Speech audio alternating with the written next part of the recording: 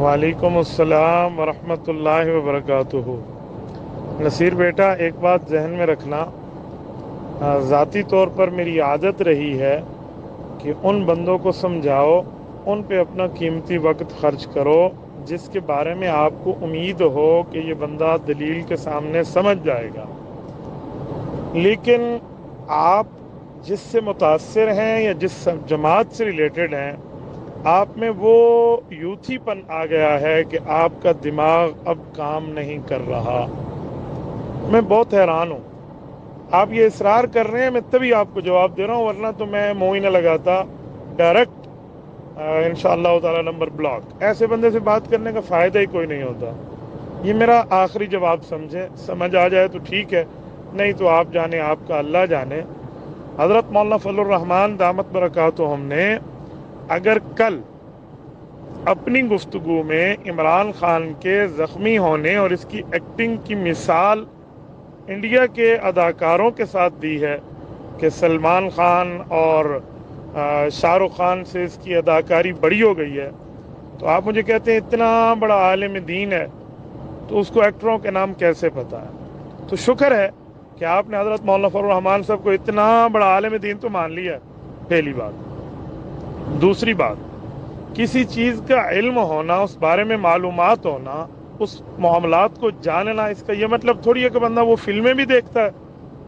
देखो, आपने ऊपर की अभी एक पोस्ट में मिसाल दी है हीरा मंडी की, तो मैं आपसे पूछ सकता हूँ कि आप हीरा मंडी को जानते हैं? वहाँ पर तवाइफें जो है अपना जिस्म फरोशी का धंधा करती हैं, तो आप हीरा मंडी जाके काम करते हैं?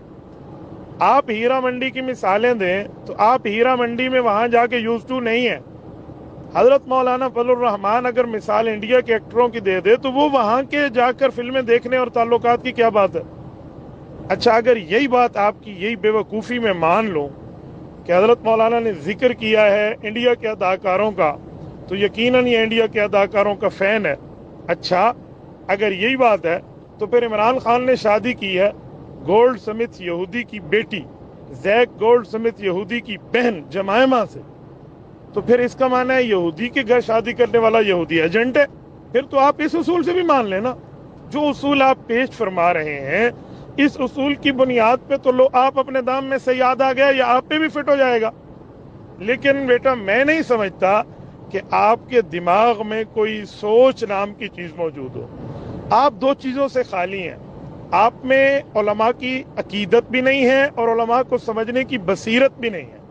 जिस बंदे में अकीदत भी ना हो, बसीरत भी ना हो, भैंस के सामने बीन बजाने वाली बात है, फिर उसे नहीं समझाया जा सकता। इसीलिए इन बातों पे आप इत्तेफाक कर लें।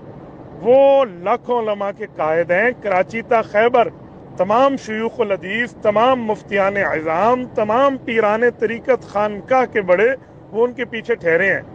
तो आप जैसे किसी लल्लू लाल की बात की अहमियत नहीं है, इसलिए अपनी औकात में रहें और अपनी औकात के मुताबिक बोलना सीखें।